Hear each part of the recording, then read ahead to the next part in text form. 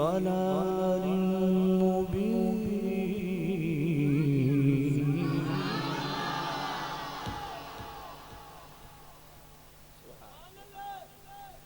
مزہ آ گیا یار.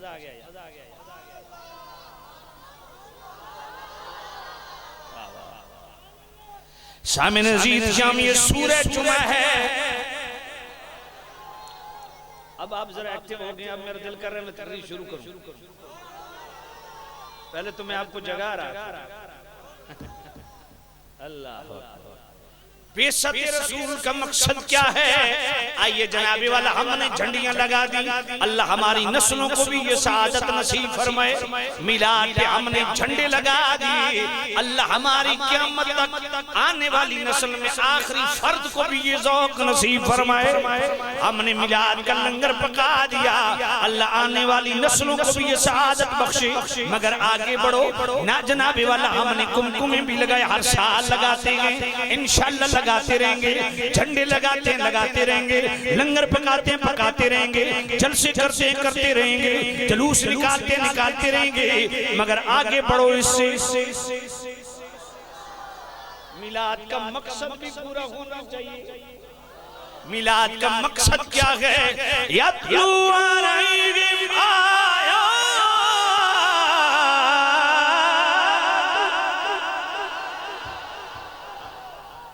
یہ میلاد کا مقصد ہے کہ قرآن کی تلاوت کی دھوم ڈال دو. گھروں کے اندر قرآن کی تلاوت ہو. بچیاں قرآن کی تلاوت کریں. بچے قرآن کی تلاوت کریں. آپ قرآن کی تلاوت کریں. مجھے سمجھ نہیں آتی اس میلادی کی. جناب والا میلاد ہے تو تیرے گھر میں نعتیں چلیں. تیرے بیٹے کی شادی آئے تو گانے چلیں. یہ کون سا میلادی ہے؟ آج جناب والا میلاد کی بھی کچھ حقوق ہیں. میلاد مصطفیٰ کا پہلا حق کیا ہے؟ کہ تیری خوشی ہو تب بھی تلاوت قرآن. تیرے گھر میں میت ہو تب بھی تلاوت قرآن ہو. تیری کوئی حاجت ہو تب بھی تلاوت قرآن ہو. تو صبح دکان کھولے پہلا کام باوضو ہو کے قرآن مجید کی تلاوت کرے. تو بستر پہ جائے پہلا جناب آخری کام بھی تیرا یہ ہو کہ تو قرآن مجید کی تلاوت کرے. کیونکہ جناب والا میلاد کا پہلا مقصد کیا ہے؟ قرآن مجید کی تلاوت کو عام کرو. کیونکہ تلاوت قرآن سے ایمان بڑھتا ہے. اس لیے میرے رب نے فرمایا وَإِذَا تُلِيَتْ عَلَيْهِمْ آيَاتُهُ زَادَتْهُمْ إِيمَانًا.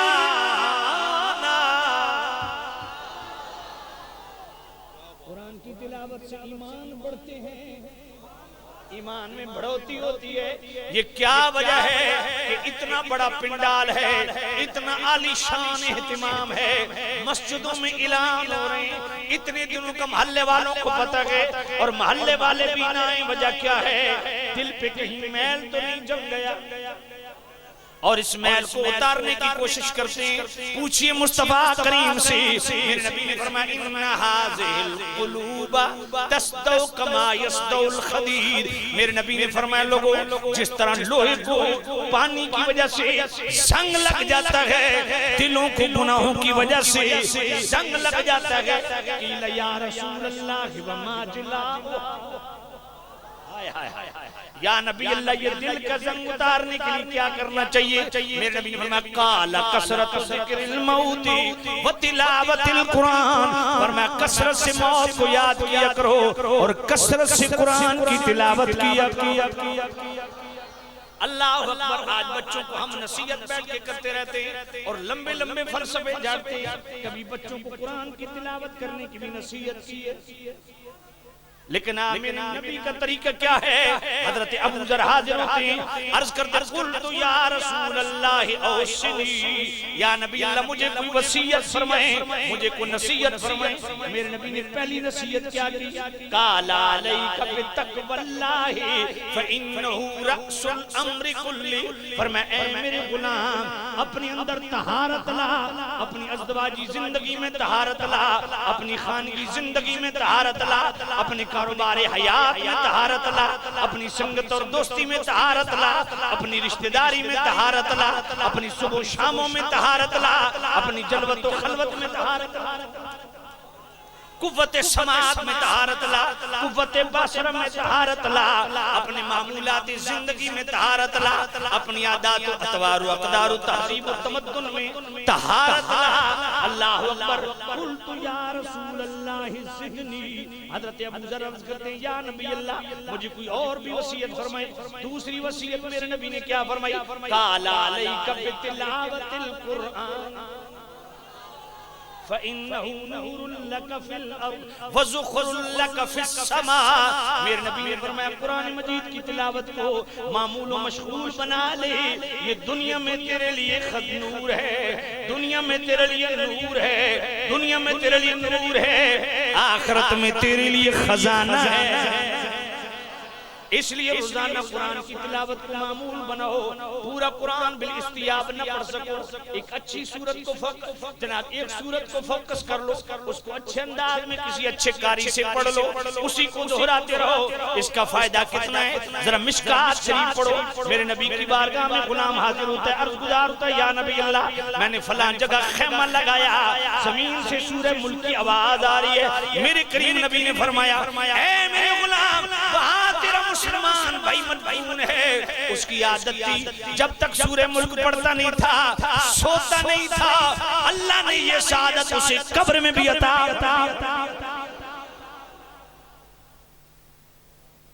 تو یہ میلاد کا پہلا مقصد ہے، تلاوت قرآن کو ہم کرو۔ آج آپ میں سے کتنے ہیں جو یہاں وعدہ کریں کہ انشاءاللہ میں میلادی ہوں اور سچا میلادی ہوں، آج کے بعد میں میلاد کا مقصد بھی پورا کروں گا، کچھ حصہ روزانہ قرآن مجید کا تلاوت کروں گا انشاءاللہ، سارے کہو انشاءاللہ۔ بچوں کو قرآن پڑھاؤ، بچیوں کو قرآن پڑھاؤ، روزانہ کی بنیاد پہ۔ عجیب تماشا ہے، ابا مار جائے اماں مار جائے او جی ختم پڑھانا طالب علموں نے سدو، تو پتر دی شادی ہوتے ختم کیوں نہیں پڑھانا؟ سمجھ کوئی نہیں۔ قرآن زندوں کے لیے آیا ہے، تم نے مردوں کے لیے مقرر کر لیا۔ زندوں کو مردہ ہونے سے بچانے کے لیے قرآن آیا، جن کے دل مردہ ہو چکے وہ قرآن زندہ ہو۔ اس لیے تو امت برباد ہو۔ میرے نے فرمایا ان اللہ یرضی بہذا الکتاب اقواما ویضع بآخرین۔ میرے کریم رؤوف الرحیم نے فرمایا کتنی قومیں جو تنزلی کا شکار لیکن قرآن سے تعلق جوڑا، اللہ نے ان کو تنزلی سے اٹھا کے وجہ سریا نصیب وَيَضَوْ بِآخَرِينَ۔ ہمیں معاشی طور پہ، معاشرتی طور پہ، جناب والا خاندانی طور پہ، قبیلائی طور پہ کتنے مضبوط لوگ ہیں، مگر قرآن سے تعلق مضبوط نہ رکھ سکے، اللہ نے نام و نشان تک مٹا دیا۔ اِنَّ لِكُلِّ شَيْءٍ شَرَفًا يَتَبَعُونَ بِهِ وَإِنَّ بَهَاءَ أُمَّتِي وَشَرَفَهَا الْقُرْآنُ۔ حضرت عائشہ روایت کرتی ہیں، میرے نبی نے فرمایا، میرے کریم رؤوف الرحیم نبی نے فرمایا ہر چیز کی کوئی نہ کوئی شرافت ہوا کرتی ہے جس سے وہ تفاخر کیا کرتی ہے۔ ایک سیاست دان کی وجہ شرافت کیا ہے؟ سیاست۔ ایک ذمہ دار کی وجہ شرافت کیا ہے؟ اس کا ذمہ دارہ۔ ایک تاجر کی وجہ شرافت کیا ہے؟ اس کی تجارت۔ اور مسلمان کی وجہ شرافت کیا ہے؟ قرآن۔ حضرت عمر رضی اللہ تعالیٰ نے حضرت نافع بن عبد الحارث کو مکہ کے گورنر مقرر کیا۔ حضرت عمر کچھ دنوں کے بعد مکہ شریف تشریف لے گئے۔ حضرت نافع سے پوچھا مدینے کا یہ جنگلات کا وزیر کسے بنایا تم نے؟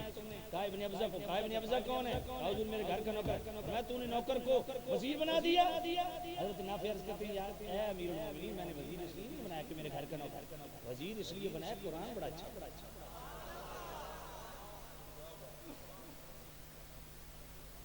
آپ میں سے کتنے لوگ ہیں جو صرف اللہ اور اس کے رسول کو راضی کرنے کے لیے، میلاد کا مقصد پورا کرنے کے لیے کم از کم ایک بچے کو حافظ بناتے ہیں؟ اب ہاتھ اٹھے تو پتہ چلے گا،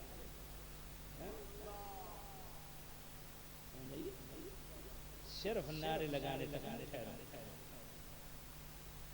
قرآن کا حافظ بناؤ بچوں کو، عالم بناؤ بچوں کو، وَيُعَلِّمُهُمُ الْكِتَابَ۔ یہ دوسرا مقصد ہے کہ صرف تلاوت تک نہ رہو، اس کا علم حاصل کرو، عالم دین بنو، عالم دین بنو، علم دین سیکھو۔ اور تیسرا مقصد کیا ہے؟ وَيُزَكِّيهِمْ۔ تزکیہ اور طہارت میرے مصطفیٰ کیوں تشریف لائے؟ پوری امت کی تطہیر کی، تمام نسل انسانی کی تطہیر کی، پاکیزگی بخشنے کے لیے۔ اس لیے جو جو مصطفیٰ سے جڑا اہل بیت جڑے وہ پاک ہو گئے، صحابہ جڑے وہ پاک ہو گئے۔ اس لیے ہمارے سنت کا یہ عقیدہ ہے اہل بیت بھی پاک ہیں، صحابہ بھی پاک ہیں۔ اگر آپ اجازت دیں دو آیتیں پڑھ دیں۔ آئیے ذرا سورہ احزاب کی آیت نمبر 33 پڑھی، اللہ کیا فرماتا ہے؟ انما يريد الله ليذهب عنكم الرجس اهل البيت ويطهركم تطهيرا۔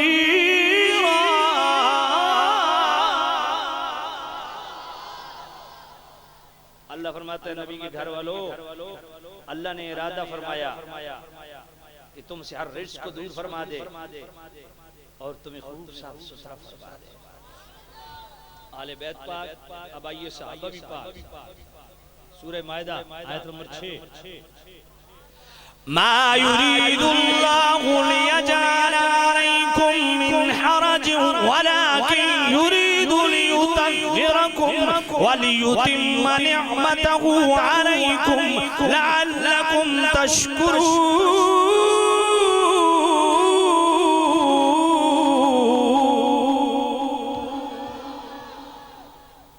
اللہ نے فرمایا میرے نبی کے صحابہ اللہ تم پر تنگی نہیں پسند کرتا، ولیکن یرید لیطہرکم، اللہ تعالیٰ تمہارے لیے طہارت کو پسند کرتا ہے۔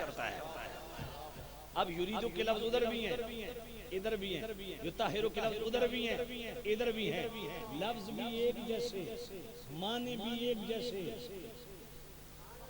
مفہوم بھی ایک جیسا، تو پھر مسلمان بھی وہی ہے جو صحابہ کو بھی پاک مانے، اہل بیت کو بھی پاک۔ اور اس پاکی کا معنی معصومیت نہیں ہے، اہل سنت کا عقیدہ ذہن میں رکھو، معصوم صرف فرشتے اور اللہ کے نبی ہیں، اس کے علاوہ نہ اہل بیت معصوم ہے نہ صحابہ معصوم ہیں، ہاں محفوظ ہیں، اللہ اپنی رحمت سے ان کو محفوظ رکھے۔ بات سمجھ آ رہی؟ باقی سورہ مائدہ کی آیت نمبر 12 پڑھ لیں، وہ کس لیے؟ وہ صحابہ کی دعوت۔ سورہ فتح کی آیت نمبر 18 پڑھ لیں، الزمہم کلمۃ التقوی وکانوا حقا بأعمالہ، اس میں کس کی دعوت؟ صحابہ کی۔ سورہ آل عمران کی آیت نمبر 195 پڑھ لیں، ما کان اللہ لیذر المؤمنین علی ما انتم علیہ حتی یمیز الخبیث من الطیب۔ یہ طہارت کس کی بیان ہو رہی ہے؟ صحابہ کی۔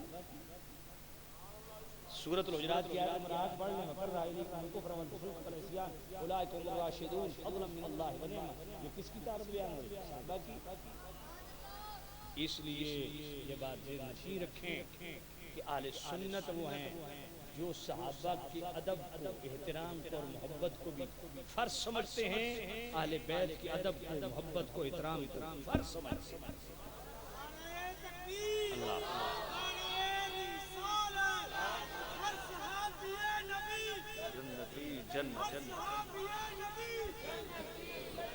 سبحان سبحان۔ تو سامع نزید شم، اور یہ جو جوان نے نعرہ لگایا یہ ایسا نعرہ نہیں، اس کی سپورٹ میں سورۃ الحدید کی آیت نمبر 10 کھڑی ہے، اور اس کی سپورٹ میں سورۃ الانبیاء کی آیت نمبر 101 سے لے کے 103 تک کھڑی ہے، اس کی سپورٹ میں سورہ مائدہ جناب والا سورہ توبہ کی آیت نمبر 100 کھڑی ہے، اس کی سپورٹ میں سورہ انفال نامہ پارہ آیت نمبر 74 کھڑی ہے۔ جی ہاں، یہ ساری مجھے آتی بھی ہیں اور کئی دفعہ بیان بھی کی ہیں، سمجھائیے۔ اس لیے آپ حضرات کی خدمت میں یہ گزارش ہے کہ گھروں کو قبرستان نہ بنائیں۔ میں نے آج مغرب کی نماز پڑھائی ہے، مجھے بڑی تکلیف ہوئی، یار اتنا بڑا گاؤں، ایک کی جامع مسجد اور 1.5 صف، اور وہ بھی مغرب کے ٹائم، پھر کہتے ہو گھر میں برکت نہیں ہوتی۔ جس ویلے کوئی لعنت پوندی ہے، کوئی جناب مصیبت پوندی ہے، کوئی فتنے چ پونے ہیں، پھر پیراں دے بجے حضرت صاحب تعویذ دے، حضرت صاحب تعویذ دے، حضرت صاحب تعویذ دے دے۔ میں کہ حضرت صاحب تعویذ بالکل لو، میں خود بھی تعویذ لکھتا، میں خود بریلی شریف میں خلاف کرتے، میں خود میرے اپنے مرید ہیں، میں خود بھی تعویذ کا انکار نہیں کرتا، مگر احساس دلاتا ہوں اللہ کا خوف کرو۔ پیر کے اتنے چھوٹے تعویذ پہ اتنے اندھے ہو کہ تم گرے ہو، جو اللہ نے اتنا قرآن کی صورت میں موٹا تعویذ دیا ہے، اس کو کب کھولو گے؟ قل هو للذین آمنوا هدى وشفاء یا ایھا الناس قد جاءکم موعظۃ من ربکم وشفاء لما فی الصدور. اس کو کب کھولو گے؟ جو شفا ہی شفا ہے. قرآن پڑھتے نہیں اور پیر صاحب تعویذ دے دیں، نماز کے قریب نہیں جاتے اور پیر صاحب تعویذ دے دیں. یہ شامت اعمال ہے ہماری اندر کی پلیدی ہیں جس کی وجہ سے گھر پہ نہیں رہتے. پڑھو قرآن مجید. میری سب سے چھوٹی بیٹی، اس کی 10 سال عمر، ابھی بالغ نہیں، لیکن جرت ہی نہیں کہ 5 وقت نماز پابندی سے نہ پڑھے اور فجر کی نماز کے بعد ایک پاؤ پورا قرآن مجید کی منزل نہ کرے. میرے دونوں بیٹے الحمدللہ حافظ ہیں، دونوں عالم بن گئے. میں نے ایک دن بھی بچوں کو اسکول نہیں بھیجا. ہوں کئی سوچ اچھا تمہیں پرانے موضوع سمجھ کوئی نہیں.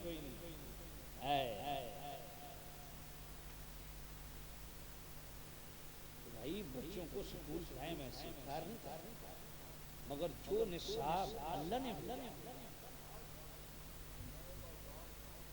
اس نصاب کو کب پڑھو؟ یہ کون پڑھائے گا؟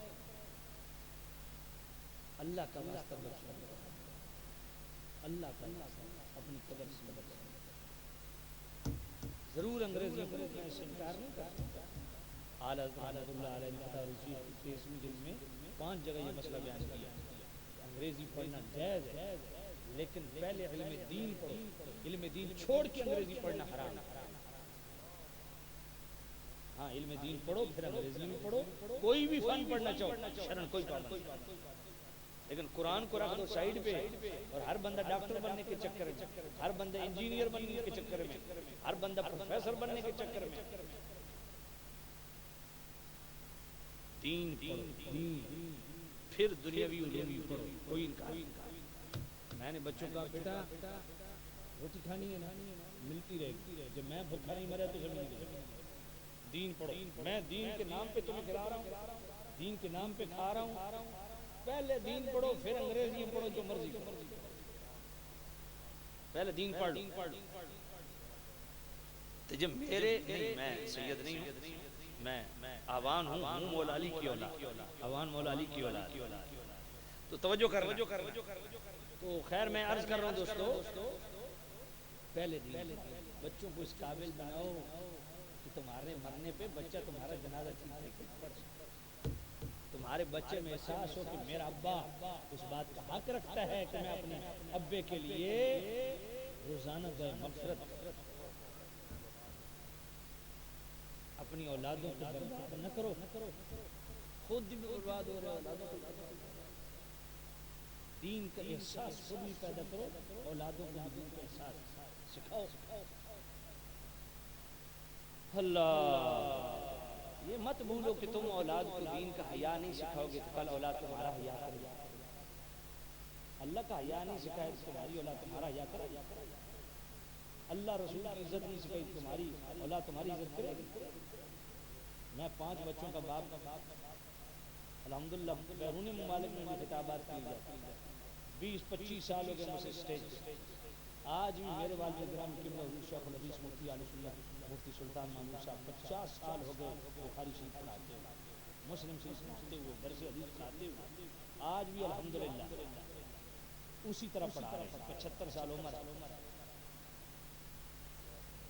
آج بھی والد صاحب کے سامنے صحیح بات کرتے ہوئے بھی 10 دفعہ میں سوچتا ہوں کہ کہیں گڑبڑ نہ ہو. میری بہن کی چھوٹی بہن کی شادی تھی تو مجھے یہ ہوا کہ میں خطیب اعظم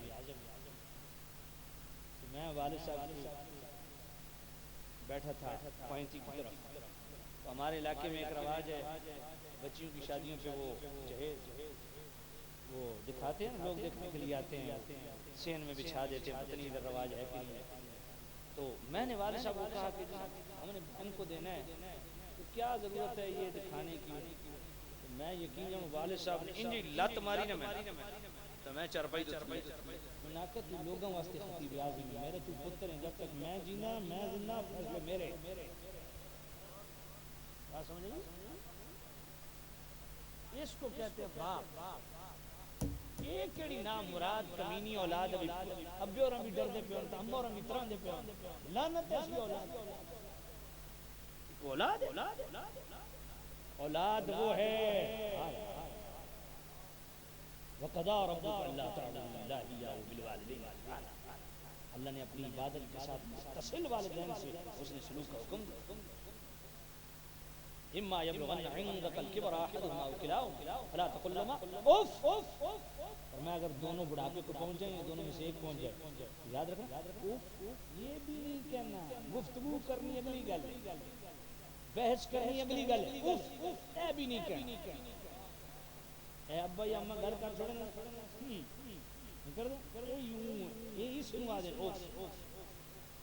اف بھی نہیں کہنی بلا تنہرما جھڑکنا بھی نہیں وقل لهما قولا کریما کیا جملہ اور میں جب بھی بات کروں اتنے کریمانہ لہجے میں اتنے پیار اور ادب سے بات کرو کہ اماں ابا 10ویں مرتبہ بھی تمہیں بلائیں نا انہیں یہ دھڑکا نہ ہو کہ پتر مائنڈ نہ کر بنے اور پھر آگے باڈی لینگویج کو بھی بیان کیا وقفض لهما جناح الرحمہ اور میں اپنے بازو یوں خدمت کے لیے بچھا کر من الرحمہ اس کو دل کی دنیا کی بات ہے رحمہ پر میں یہ لوگوں کو دکھانے کے لیے بازو نہ بچھا من الرحمہ دل سے خدمت کر وقر رب ارحمهما كما ربياني صغيرا اور والدین کے لیے میری بارگاہ میں مغفرت کی دعا کر یہ سورہ بنی اسرائیل ہے آیت نمبر 25 ہے اور عجیب معاملہ ہے اللہ نے اس آیت میں اپنے آپ کو بھی رب کہا والدین کو بھی رب کہا رب ارحمهما كما ربياني صغيرا لیکن والدین کو چاہیے کہ اولاد کو دین داری سے میں یہ نہیں کہتا کہ عالم دین بنائیں یہ تو بنائیں تو بہت بڑی سعادت ہے میرے دونوں بیٹے ہیں دونوں درس نظامی کر رہے ہیں میں نے کہا بیٹا عالم دین بنو نہ بنو دیندار ضرور بنو ایک عالم دین کو دیانت پہ خطاب کر شاید اتنا مواد اتنا لٹریچر اس کے پاس ہو کہ 2 گھنٹے خطاب جھاڑ دے کیا اس کے اندر دیانت پر بھی ہے کہ نہیں سمجھ کوئی نہیں امانت دار بنو دیانت دار بنو حیا دار بنو یہ جوہر ہے وہ اسلام کے اس کا تعلق علم سے نہیں ہے ہو سکتا ہے کہ عالم دین دیانت پہ 2 گھنٹے خطاب کرے اور دیانت نام کی چیز اس کے اندر نہ ہو اور ایک فروٹ بیچنے والا دیانت دار ہو سمجھ کوئی نہیں ہے ہدایت کا تعلق علم سے نہیں ہے اللہ کے فضل جس کو دے دے ہدایت پڑھے لکھے جناب والا ابو جہل کا اصل لقب کیا تھا ابو الحکم اتنا دانا بندہ ابو جہل کے بنے میرے رب کا وہ عطا کر جوہر حیا ایک جوہر کا دیانت ایک جوہر کا امانت ایک جوہر کا اس کا تعلق علم سے نہیں جس پہ اللہ فضل کا مالک تعلیم ضرور دو بچوں دینداری سکھاؤ بچوں دینداری سکھاؤ دینداری سکھاؤ دین کا بچوں کو حیا دلاؤ قرآن کی عزت سکھاؤ اللہ کی عزت سکھاؤ رسول اللہ کی عزت سکھاؤ آل بیت کی عزت سکھاؤ صحابہ کی عزت سکھاؤ اولیاء کی عزت سکھاؤ علماء کی عزت سکھاؤ خیر میلاد کی خدمت میں مختصر یہ تقریر بہت لمبی ہے مختصر آپ کی خدمت میں مقاصد میلاد میں سے چند چیزیں بیان کی ہیں کہ جھنڈے ضرور لگاؤ کھانے پکاؤ لنگر پکاؤ یہ ہمیشہ ہوتا ہے شارح بخاری امام قسطلانی مواہب اللدنیہ پہلی جلد 47 فرماتے ہیں لا زال اہل الاسلام یحتفلون بشہر مولدی اور میں مسلمان ہمیشہ سے حضور کا میلاد مناتے آ رہے ہیں یعملون الولائم غنائم ولیمے کی جمع اور ولیمہ اس کہانی کہتے ہیں جو خوشی کے موقع پر پکایا جاتا ہے یہی وجہ جو شادی کے موقع پہ کھانا بنتا ہے اس کو آپ کیا کہتے ہیں ولیمہ وہ خوشی کھانا یعملون الولائم شارح بخاری کہتے ہیں مسلمان وہ ہیں جو میلاد بھی مناتے ہیں اور میلاد کا لنگر بھی پکاتے ہیں آج سے 850 سال پہلے محدث ابن جوزی نے کتاب لکھی بیان المیلاد النبوی اس میں فرماتے ہیں لا زال الحرمین الشریفین والمصر والیمن والشام وسائر بلاد العرب من المشرق والمغرب یحتفلون بمجلس مولد النبی صلی اللہ علیہ وسلم اور میں مکہ والے مدینہ والے شام والے یمن والے مصر والے تمام اہل عرب مشرق سے لے کے مغرب تک ہمیشہ سے حضور کا میلاد مناتے ہیں یحتمون اہتماما بلیغا علی السماع والقراءۃ لمولد النبی صلی اللہ علیہ وسلم بڑے وسیع پیمانے پہ میلاد سننے کے لیے، میلاد پڑھنے کے لیے کام کرتے. جملہ کمال کا محدث ابن جوزی نے سبحان اللہ، یفرحون بقدوم ہلال شہر ربیع الاول. فرمایا اہل عرب، یہ 850 سال پہلے کا مزاج بیان کر رہا ہوں. فرمایا اہل عرب کا تو یہ طریقہ ہوتا ہے، ربیع الاول کا چاند دیکھ کے ان کے چہرے کھل پڑتے ہیں. خوشیاں کرو، جھنڈے لگاؤ، کمکمے لگاؤ، لنگر پکاؤ، مگر آگے بڑھو. مصطفیٰ آئے تھے. مقاصد میلاد، مصطفیٰ کریم نے آتے ہی کیا اللہ کام کیا کیا؟ اللہ کی بارگاہ میں سجدہ کیا. جس کی ساری زندگی گزر جائے، کمکمے بھی لگائے، جھنڈے بھی لگائے، لنگر بھی پکائے، اور نماز کے قریب نہ جائے، کون سا میلاد؟ نمازوں کی پابندی کرو، نمازوں کی حفاظت کرو. مکان کی حفاظت کرتے ہو، سامانوں مکان کی حفاظت کرتے ہو نا؟ تو نماز کی حفاظت کون کرے گا؟ اللہ نے فرمایا حافظوا علی الصلوات والصلاۃ الوسطی وقوموا للہ. نماز کی حفاظت کا حکم ہے. اس لیے نماز کی حفاظت، دین کی حفاظت، قرآن کی حفاظت، عزت رسول کی حفاظت. اللہ تعالیٰ میری حاضری اور آپ کی حاضری قبول فرمائے، اور منتظمین جلسہ بالخصوص عزت مآب جناب محمد شاہد صاحب اور عزت مآب جناب عزیز صاحب، ان کی پوری ٹیم، اور بالخصوص جناب محترم ڈاکٹر صفدر مرحوم مقبول، اللہ ان کو کروٹ کروٹ جنت دے. اللہ اس پورے علاقے پہ کرم و فضل فرمائے. اللہ تعالیٰ بانیان محفل کو اور منتظمین محفل کو دین دنیا کی بلائیاں نصیب فرمائے. وآخر دعوانا ان الحمدللہ رب العالمین.